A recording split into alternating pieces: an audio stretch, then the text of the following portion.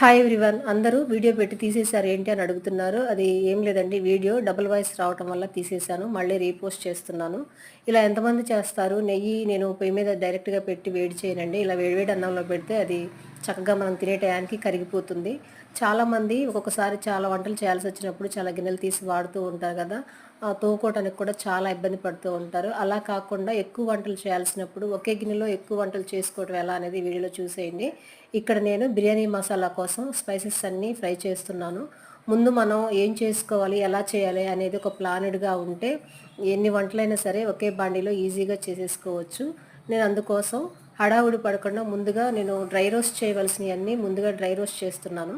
ఇవి dry roast చేసుకున్నాక onions కూడా డీప్ ఫ్రై చేసుకోవాలి కాబట్టి నేను ముందుగానే ఆనియన్స్ కూడా కట్ చేసి పెట్టుకున్నాను. ఎందుకంటే ఒకదాని తర్వాత ఒకటి త్వరగా పని అయిపోవాలంటే ఇలా ముందుగానే అన్నీ ప్రిపేర్డ్‌గా రెడీ చేసి పెట్టుకోవాలి.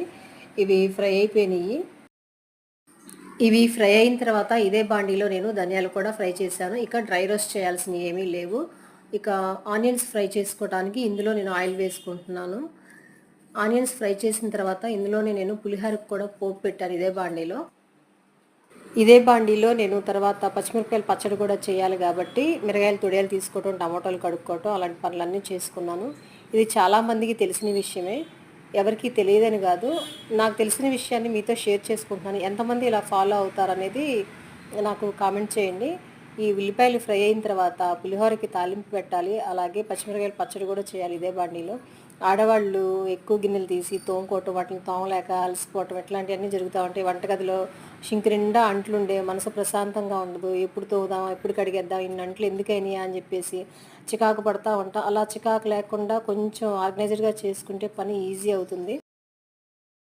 ఇక్కడ ఆనియన్స్ ఫ్రై అయిపోయినాయి. అలాగే ఈ ఫ్రై అయిపోయేలోపు ఈ మసాలా దినుసులు కూడా చక్కగా ఆరిపోయినాయి. ఇవి మిక్సీలో వేసేసి తర్వాత మా పిల్లలకి పులిహోర కోసం పోపు పెట్టాలి. ఈ వీడియో మీకు ఎలా అనిపించింది? నచ్చితే లైక్ చేయండి, షేర్ చేయండి, సబ్స్క్రైబ్ చేసుకోండి. ఉంటానండి. బాయ్.